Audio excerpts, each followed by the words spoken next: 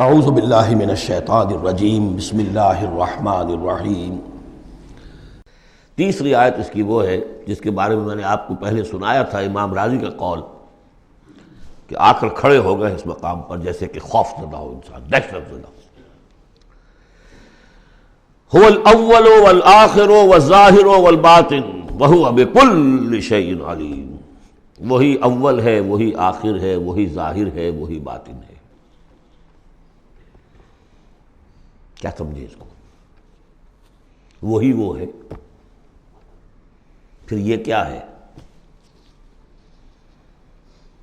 غالب کا بڑا پیارا شعر ہے، جبکہ تجھ بن نہیں کوئی موجود، پھر یہ ہنگامہ ہے خدا کیا ہے؟ وہی اول، وہی آخر، وہی ظاہر، وہی باطن۔ یہ ہے وہ مقام جس پر کہ آ کر کھڑے ہو گئے امام راضی۔ اعلم ان ھذا المقام مقام غامض مہیب عمیق۔ خبردار، ہوشدار کہ رہبر دم تیغست قدم رہا، ہوشیار ہو جاؤ، تلوار کی دھار پر قدم آ گیا ہے تمہارا۔ یہ ہے وہ مسئلہ کہ جس کو ہمارے بعض صوفیہ وحدت الوجود سے تعبیر کرتے ہیں، لیکن یہ فلسفے کا مشکل ترین مسئلہ ہے۔ وحدت وجود کی ایک تعبیر وہ بھی ہے جو کفر ہے، شرک ہے، اموست، جس کے کفر و شرک ہونے میں کسی کو اختلاف نہیں، لیکن یہ کہ یہ عام لوگوں کی سمجھ میں آنے والی بات ہے نہیں۔ میں نے امکانی حد تک سمجھایا ہے اور مجھے اطمینان ہے۔ بہرحال اب اس میں یوں سمجھ دیجئے، یہ کائنات حادث ہے، ہم جانتے ہیں کہ حادث ہے، ہمیشہ سے تو نہیں ہے۔ پہلے کون تھا؟ اللہ تھا۔ تو کائنات کا آغاز کہاں سے ہوا؟ اللہ سے۔ پھر ہم پڑھائے ہیں کل من علیہا فان ویبقی وجہ ربک ذو الجلال والاکرام۔ ایک وقت آئے گا کچھ نہیں رہے گا، وجہ ربک ذو الجلال والاکرام رہ جائے گا۔ تو آخر کون ہوا؟ اب یہ اول و آخر کے مابین جو ہے، اس کا ظاہر بھی وہ ہے، باطن بھی وہ ہے۔ یہ بہت مشکل مسئلہ ہے، لیکن یہ کہ اس کو ایک حدیث نے عام لوگوں کے لیے آسان کر دیا ہے۔ حضور یہ دعا کرتے تھے، اے اللہ انت الاول فلیس قبلک شیء، تو وہ پہلا ہے کہ جس سے پہلے کوئی شے نہیں تھی۔ وانت الآخر فلیس بعدک شیء، تو وہ آخر ہے کہ تیرے بعد کچھ نہیں۔ وانت الظاہر فلیس فوقک شیء، تو اس سے اوپر کوئی شے نہیں۔ وانت الباطن فلیس دونک شیء۔ بہرحال اس کو اسی حد تک اس وقت رکھیے، جن کو زیادہ شوق ہو جائے وہ پھر میرے وہ تفصیلی کیسٹس کی طرف رجوع کریں۔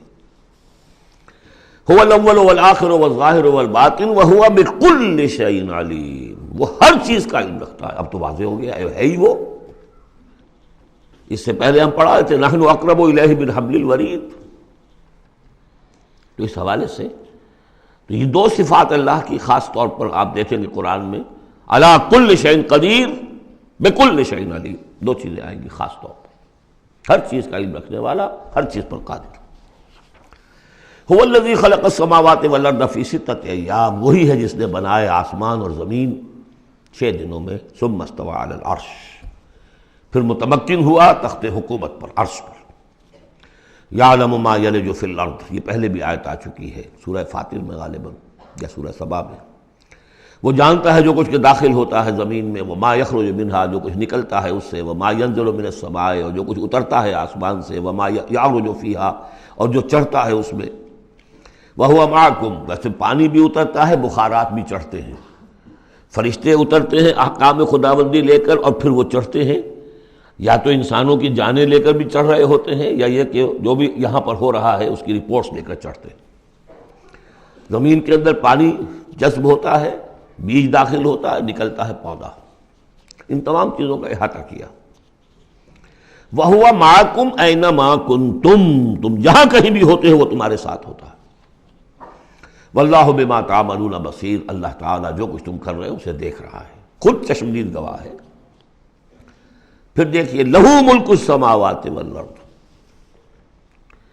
توحید کا یہ تقاضا کہ بادشاہی اسی کی ہو۔ ایک عقیدے کی توحید ہے بس، یہ کہ بادشاہی اسی کی ہو۔ لہ ملک السماوات، آسمان اور زمین کی بادشاہی اسی کی ہے۔ وإلی اللہ ترجع الامور، تمام معاملات اسی کی طرف لوٹا دیے جائیں گے۔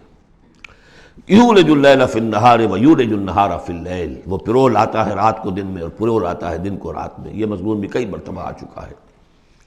وَهُوَ عَلِيمٌ بِذَاتِ الصُّدُورِ، علم کو دیکھیے کتنی مرتبہ دہرایا ہے۔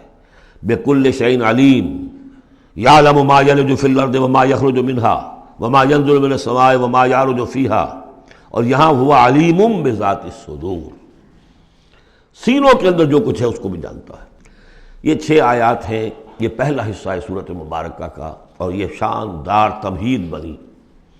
آگاہ ہو جاؤ کس کا کلام پڑھ رہے ہو، کس سے ہم کلام ہو، ہوشدار کہ رہ بردم تیغست قدم را۔